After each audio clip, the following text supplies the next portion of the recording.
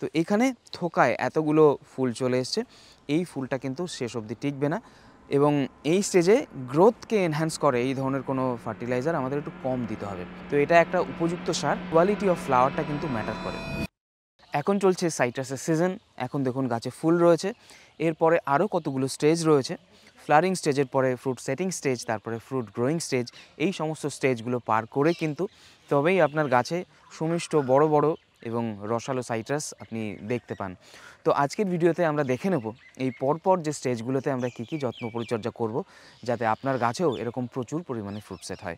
নমস্কার বন্ধুরা, আপনারা দেখছেন ওয়েব গার্ডেন এবং আপনাদের সঙ্গে আমি আপনাদের বন্ধু জয়দীপ। তো চলুন আজকের ভিডিওটি শুরু করা যাক।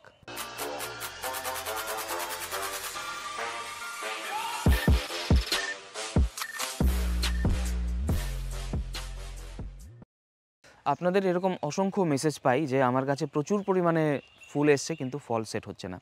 তো এ প্রসঙ্গে জেনে রাখা দরকার, গাছে কিন্তু মূলত লেবু গাছে দু ধরনের ফুল আসে। একটা ফুল ফল সেট হওয়ার জন্যই আসে, যে ফুলগুলো আপনারা দেখছেন এরকম পত্র পাতার সাথে বেরিয়েছে এবং প্রতিটা পাতার গোড়ায় গোড়ায় এক একটা করে ফুল রয়েছে। তো এক্ষেত্রে এটার ফুলগুলো ফলে পরিণত হওয়ার সম্ভাবনা অনেক বেশি। এই গাছটার ক্ষেত্রেও দেখুন দেখুন এরকম সুন্দর পাতা বেরিয়েছে, পাতার ডগায় ডগায় কিন্তু একটা করে ফুল এসছে। এটাকে আমরা বলবো হেলদি ফুল, একেবারে হেলদি ফ্লাওয়ার। এর প্রত্যেকটা ফুল থেকে ফলে পরিণত হওয়ার সম্ভাবনা প্রচণ্ড বেশি, যদি না গাছে সেরকম মারাত্মক কোনো নিউট্রিশনের ডেফিসিয়েন্সি হয়, জলের ঘাটতি হয়ে যায়, এই সমস্ত সমস্যা আসে। আর আরেকটা জিনিস আপনাদেরকে দেখাবো, এইখানে এই গাছটা আপনারা লক্ষ্য করুন, এখানে কিন্তু এর ব্রাঞ্চে ফুল এসছে। এই গাছটা কিছুদিন আগে যদি দেখা যেত একেবারে গাছ ভর্তি করে ফুল এসছে। তো এখানে থোকায় এতগুলো ফুল চলে এসছে, এই ফুলটা কিন্তু শেষ অবধি টিকবে না, কারণ এত বেশি পরিমাণে ফ্লাওয়ারিং এই গাছটাতে হয়েছে যেগুলো মূলত পোকামাকড়কে আকৃষ্ট করার জন্যই এসেছে। এর মধ্যে একটা দুটো করে ফল, প্রত্যেকটা বাঞ্চে একটা দুটো করে ফল থাকতে পারে। তো সেক্ষেত্রে আমাদের বুঝতে হবে যে গাছে কী ধরনের কী কোয়ালিটির ফুল আসছে। কোয়ালিটি অফ ফ্লাওয়ারটা কিন্তু ম্যাটার করে। এটা মাথায় রাখবেন যে প্রচুর আপনার গাছে হাজার হাজার ফুল এলো, তার মানে হাজার হাজার ফল কিন্তু থাকবে না। একটা গাছ, এই একটা ব্রাঞ্চ যতটা ফলকে সাপোর্ট করতে পারে, ধরে রাখতে পারে, ততটাই কিন্তু ফুল আসবে। ফ্লাওয়ারিং স্টেজের কেয়ার আপনারা অনেকেই জানেন, এই সংক্রান্ত ইউটিউবে অনেক ভিডিও পেয়ে যাবেন, ওয়েব গার্ডেন চ্যানেলেও প্রচুর ভিডিও রয়েছে। এই স্টেজে আমাদের বিশেষ কিছু করার থাকে না। আগে থাকতে যেটা বলে থাকি, সিজনের আগে, ফ্লাওয়ারিংয়ের আগে এই ফ্লাওয়ারিং স্টেজে দুটো তিনটে মাইক্রোনিউট্রিয়েন্ট অত্যন্ত গুরুত্বপূর্ণ ভূমিকা পালন করে, যেরকম জিঙ্ক, ম্যাঙ্গানিজ এবং আয়রন। এই তিনটে যদি ঠিকঠাক পরিমাণে দেওয়া থাকে গাছে, তাহলে আপনার গাছের যে ফুলের যে পরাগরেণুটা সেটা খুব হাই কোয়ালিটি হবে, যার ফলে পুংকেশর চক্র, গর্ভকেশর চক্র এগুলো খুব স্ট্রংলি বিল্ড আপ হবে। এই মাইক্রোনিউট্রিয়েন্টগুলো যদি থাকে তাহলে গাছের ভালো কোয়ালিটির ফ্রুট সেট হবে, যেগুলো আলটিমেটলি আপনার গাছে টিকে থাকবে। আর যদি এগুলোর অভাব থাকে সেক্ষেত্রে কিন্তু ছোট ছোট অবস্থায় ভালোভাবে নিষিক্ত হবে না যে ডিম্বাণুটা, এবং ফুলগুলো ওই অবস্থাতে পড়ে যাবে। তো তার পরবর্তী স্টেজে ফ্লাওয়ারিং স্টেজ, যখন গাছে প্রচুর পরিমাণে ফুল চলে এলো, তখন আমাদের আর বিশেষ কিছু করার থাকে না, শুধুমাত্র এটা দেখার যে এই সিজনে নানা ধরনের ওপর থেকে কুয়াশা পড়ার কারণে ফাঙ্গাল অ্যাটাক হতে থাকে। ফুলগুলো যাতে ফাঙ্গাল অ্যাটাকে নষ্ট না হয়ে যায়, কারণ ফুলের জায়গাটা খুবই ডেলিকেট থাকে।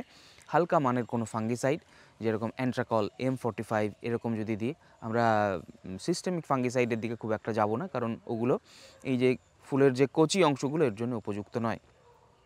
তো এই স্টেজে আপনারা কন্ট্যাক্ট ফাঙ্গিসাইড যেরকম M45, অ্যান্ট্রাকল এগুলো ফুলে অ্যাপ্লাই করবেন, তাতে ফুলগুলো হেলদি থাকবে, ফাঙ্গাস লেগে ফুলগুলো নষ্ট হবে না।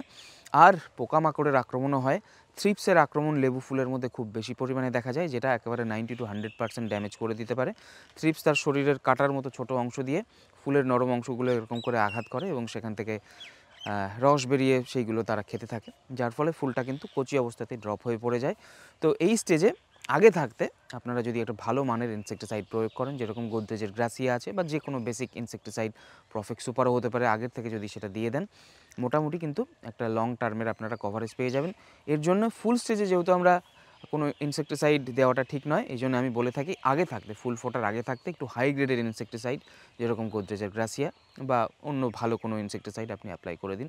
তো এই হয়ে গেল ফ্লাওয়ারিং স্টেজের কেয়ার। মূল সমস্যা কিন্তু এর পরে, ফুল তো মোটামুটি ফুটে গেল, ফল সেট হয়ে গেল, এবার দেখা যাচ্ছে একে একে ফলগুলো ড্রপ হয়ে পড়ে যাচ্ছে। তো এই স্টেজকে বলা হচ্ছে ফ্রুট সেটিং স্টেজ। এবারে আমরা দেখে নেব এই ফ্রুট সেটিং স্টেজে আমরা কী যত্ন পরিচর্যা করব, এবং এর পরবর্তী স্টেজ ফ্রুট ডেভেলপিং স্টেজ, সেই স্টেজেও কী ধরনের যত্ন পরিচর্যা করব। তো আমাদের গাছে এখন ফল সেট হয়ে গেছে বা সেট হচ্ছে, ফ্রুট সেটিং স্টেজ। এই স্টেজে গাছের খাবার কী লাগে সেই সংক্রান্ত ধারণা কিন্তু আপনার থাকতে হবে, এবং এই স্টেজে কোন খাবারটা আমরা দেবো না সেই সংক্রান্ত ধারণাও থাকতে হবে। নাহলে অতিরিক্ত সেই খাবারটা দিয়ে দিলেন এবং গাছের ক্ষতি হয়ে গেল। তো বন্ধুরা, এই স্টেজে অনুখাদ্য তো আমি আগেই বলেছি, অনুখাদ্যর কথায় আরও একবার আসবো পরে।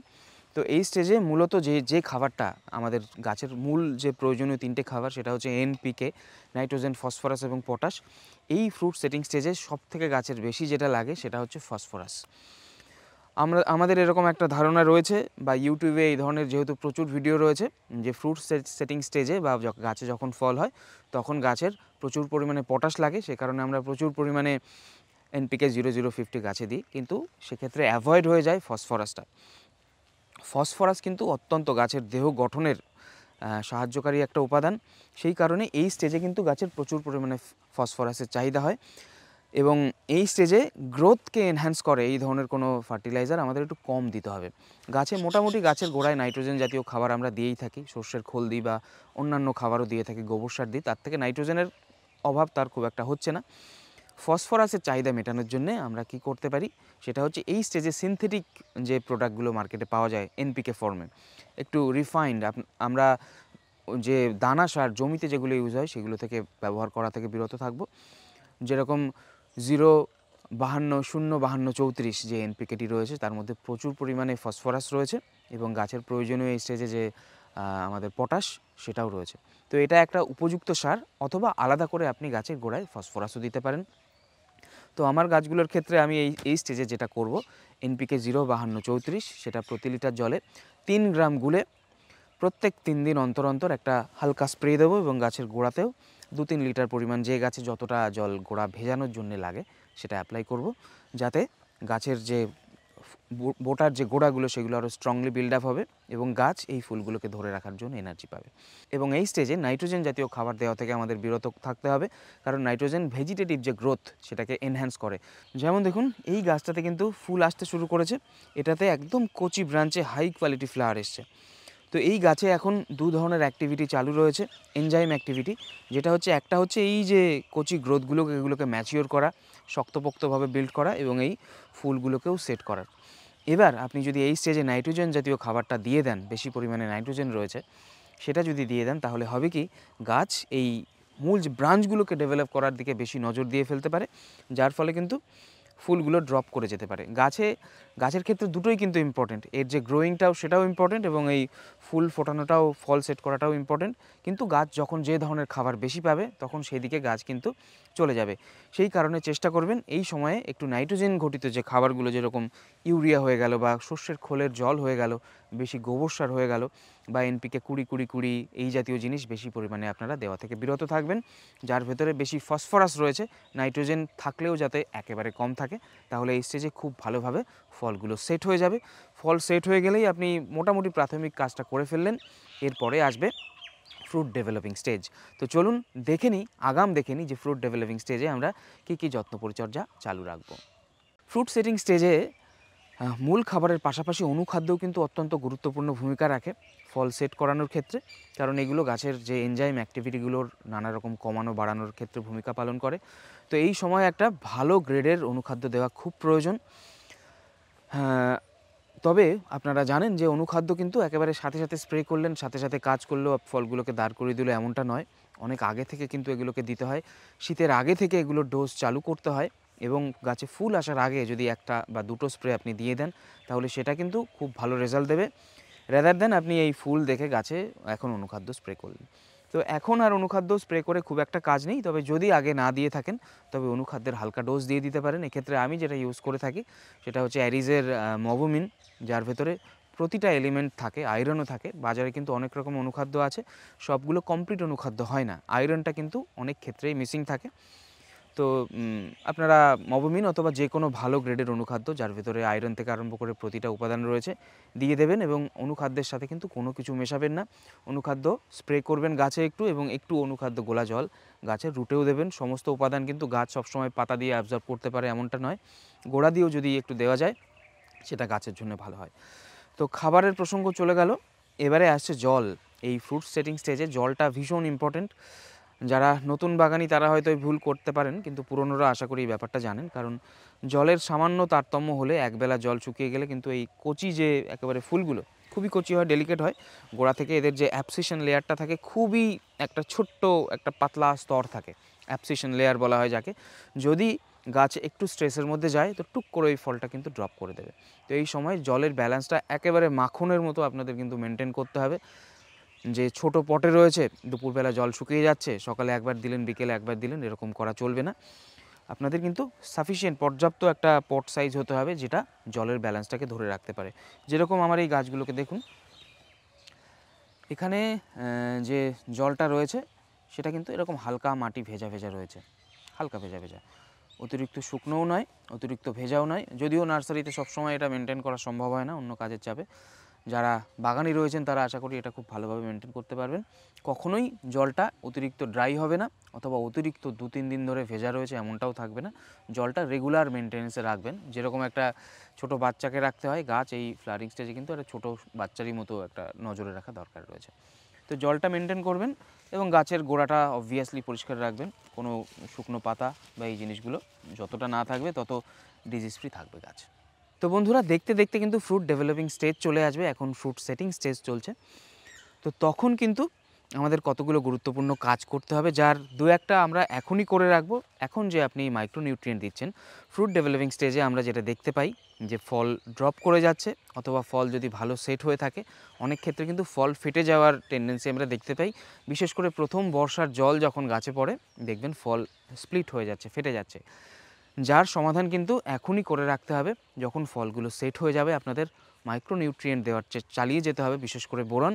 আপনারা চাইলে অনুখাদ্য যখন দেবেন ফল সেট হয়ে যাওয়ার পর, প্রতি লিটারে আপনারা 1 গ্রাম করে এক্সট্রা বোরন যদি তার সাথে অ্যাড করে দেন বা আলাদাভাবেও যদি স্প্রে করে দেন, পরবর্তীতে কিন্তু ফল ফেটে যাওয়ার সম্ভাবনাটা অনেকটাই কমে আসবে এবং ফলগুলো ওভারঅল চকচকে হবে। তো ফ্রুট ডেভেলপিং স্টেজে আমাদের বেশ কয়েকটা বিষয় খেয়াল রাখতে হবে। সেটা হচ্ছে, এটা হচ্ছে ফলের গ্রো করার সময়। ফল গ্রো করার জন্য যে ধরনের ফার্টিলাইজার প্রয়োজন সেটা কিন্তু বেশি পরিমাণে দিতে হবে, যেরকম হচ্ছে কে অর্থাৎ পটাশ। তো এই সময় পটাশে সমৃদ্ধ খাবার আমরা দিতে পারি। অর্গ্যানিক পটাশও মার্কেটে পাওয়া যায়, সেটা প্রথমে প্রেফার করবেন। বিভিন্ন ব্র্যান্ডের দানাদার অর্গ্যানিক পটাশ আপনারা পেয়ে যাবেন, সেটা ইউজ করতে পারেন। অথবা এনপিকে ফর্মে যেটাও রয়েছে সেটাও আপনারা কিন্তু ঠিকভাবে যদি ব্যবহার করেন, মাসে আপ টু 3 স্প্রে এটা আপনারা দিতে পারেন এই স্টেজে 10 দিনের গ্যাপে গ্যাপে। 0050 অথবা 05234 যেটা রয়েছে, এটা যদি আপনারা স্প্রে করেন, এর ডোজ থাকে মোটামুটি 2 থেকে 3 গ্রাম পার লিটার ওয়াটার। গাছের পাতাতেও একটু স্প্রে এবং গোড়াতেও একটু ঢাললেন। 10 দিনের গ্যাপে গ্যাপে এটা যদি করে যান, গাছ কিন্তু তার নিউট্রিশনের যে প্রয়োজন সেটা সেখান থেকে নিয়ে নেবে। এবং গাছের মধ্যে এনার্জি থাকলে ফল যে ড্রপ করে দেওয়ার যে টেন্ডেন্সিটা সেটা অনেকটা কম হবে। 2 নম্বর হচ্ছে, গাছকে এই সময়ে ডিপ ওয়াটারিং করতে হবে। আমরা এই ফ্রুট সেটিং স্টেজে কিন্তু হালকা জলের ব্যালেন্স মেনটেন করে গেছি যাতে করে ফলগুলো টিকে যায়। আর এই সময় কিন্তু সেটা নয়, ডিপ ওয়াটারিং করতে হবে, একেবারে রুট বল ভিজিয়ে জল দিতে হবে। তখন গরমটাও অনেকটা বেড়ে যাবে। আপনারা জল দেবেন, একেবারে নিশ্চিত করবেন যাতে ওপর থেকে একেবারে নিচ অবধি প্রত্যেকটা জায়গার রুট যেন পরিপূর্ণভাবে ভিজে যায়। নাহলে গাছ যদি বুঝতে পারে যে স্ট্রেস পাচ্ছি, জল পাচ্ছি না, ওর যে কটা ফল রাখা সম্ভব সে কটা রেখে বাকিগুলো কিন্তু ড্রপ করে দেয়। এই সময় আপনারা গাছের গোড়া মালচ করে দিতে পারেন, যেরকম ধানের চিটে দিয়ে বা শুকনো পাতা দিয়ে মালচ করে দিতে পারেন, মালচিং করে দিতে পারেন। এতে জলের ব্যালেন্সটা মেনটেন থাকবে, হঠাৎ করে শুকিয়ে যাবে না, এবং গাছের যে ছোট ছোট ফিডার রুটগুলো ওর ভেতরে এসে বেশি পরিমাণে খাবার গ্রহণ করতে পারবে। তো বন্ধুরা, একটা আইডিয়া দেওয়ার চেষ্টা করলাম একেবারে ফুল আসা থেকে একেবারে ফল সেট হওয়া পর্যন্ত আপনারা কী কী যত্ন পরিচর্যা করবেন। আমি একটা সামারি করে দিচ্ছি যাতে আপনাদেরকে পুরো জিনিসটা এক জায়গায় পেয়ে যাবেন। যখন গাছে ফুল আসার সম্ভাবনা দেখা যাবে, মাইক্রোনিউট্রিয়েন্ট দেবেন এবং ফসফরাস এবং পটাশ সমৃদ্ধ খাবার গাছের গোড়াতে দেবেন। এবং তার অনেক আগে থাকতে গাছের গোড়ায় পর্যাপ্ত পরিমাণে মিক্স ফার্টিলাইজার সেটা আপনারা দিয়ে রাখবেন, জৈব সার যেটা দীর্ঘ সময় ধরে কাজ করে। তাতে করে গাছে ভালো কোয়ালিটির ফুল আসাটা এনশিওর হবে। এবং ফুল আসার আগে থাকতেই ভালো মানের অনুখাদ্য, যার ভেতরে জিঙ্ক রয়েছে, ম্যাঙ্গানিজ রয়েছে এবং আয়রন রয়েছে দিয়ে দেবেন। এতে করে যে পরাগরেণুগুলো খুব হাই কোয়ালিটি হবে এবং ভালো কোয়ালিটির ফুল আপনার গাছে ফুটবে। গাছকে অতিরিক্ত স্ট্রেস দিয়ে ফুল আনানোর চেষ্টা করবেন না, যার ফলে কিন্তু ফুল প্রচুর পরিমাণে চলে আসবে, গাছের কাণ্ড ভর্তি করে, একটাও পাতা থাকবে না, ফুল আসবে, কিন্তু সেই ফুল থেকে কিন্তু ভালো ফল সেট হবে না। গাছের যদি পর্যাপ্ত এরকম জোরালো তাগড়ালো হেলথ থাকে এবং এরকম কচি কচি শ্যুট নিয়ে গাছের ডাল বেরোবে কাণ্ড থেকে, তার মধ্যে ফুল আসবে, সেই ফুল থেকে কিন্তু ফল সেট হবে। তো একবার ফুল আপনার গাছে বেরিয়ে গেল তখন কি যত্ন পরিচর্যা, তখন এনশিওর করবেন যে ফুলগুলো যখন ফুটবে পোকামাকড়ের অ্যাক্টিভিটি যাতে পর্যাপ্ত পরিমাণে থাকে। তার কারণে আপনারা রাসায়নিক যে কীটনাশক সেগুলো দেওয়া থেকে বিরত থাকবেন। ফুল ফোটা স্টেজে তার আগেই দিয়ে কমপ্লিট করবেন এবং একবার ফুল ফুটে গেলে ফুলের ভেতরে যাতে কোনো রকম ফাঙ্গাসের অ্যাটাক না হয় তার জন্য হালকা মানের কোনো ফাঙ্গিসাইড যেরকম M45 অ্যান্ট্রাকল গাছের গোড়াতে এই ফুলের ওপর স্প্রে করে দেবেন। এবং থ্রিপসের আক্রমণের থেকে বাঁচার জন্যে 20 স্টেজেই ভালো গ্রেডের কোনো ইনসেকটিসাইড যেরকম গোদরেজ গ্রাসিয়া স্প্রে করে দেবেন, যেটা পুরোপুরি ফ্লাওয়ারিং স্টেজটা আপনাকে কভার করে দেবে। এই হয়ে গেল আমাদের ফ্লাওয়ারিং স্টেজে কেয়ার।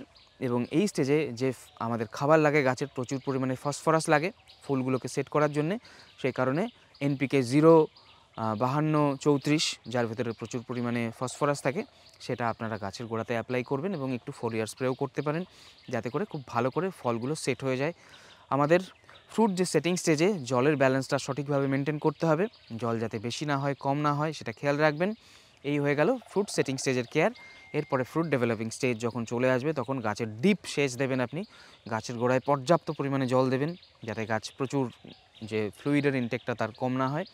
এবং ফল ফেটে যাওয়ার হাত থেকে বাঁচার জন্য আপনারা বোরনের গাছের যে যোগান বোরনটা দিয়ে যাবেন এবং অনুখাদ্য একটা ব্যালেন্সড অনুখাদ্য দিয়ে যাবেন এবং গাছের গোড়ায় মালচিং করে দিতে পারেন যাতে করে গাছ জলের ব্যালেন্সটা বজায় রাখতে পারে, স্ট্রেস না পায়। এবং তখন অন্যান্য যে খাবার পরিচর্যা যেগুলো রয়েছে সেগুলো নিয়ে তো পরবর্তী ভিডিওতে আমি আলোচনা করবই। তো এই জিনিসগুলো ফলো করুন, আশা করছি প্রত্যেকের সাইট্রাস গাছে ভালোভাবে ফল সেট হয়ে যাবে এবং সেগুলো দাঁড়িয়েও থাকবে।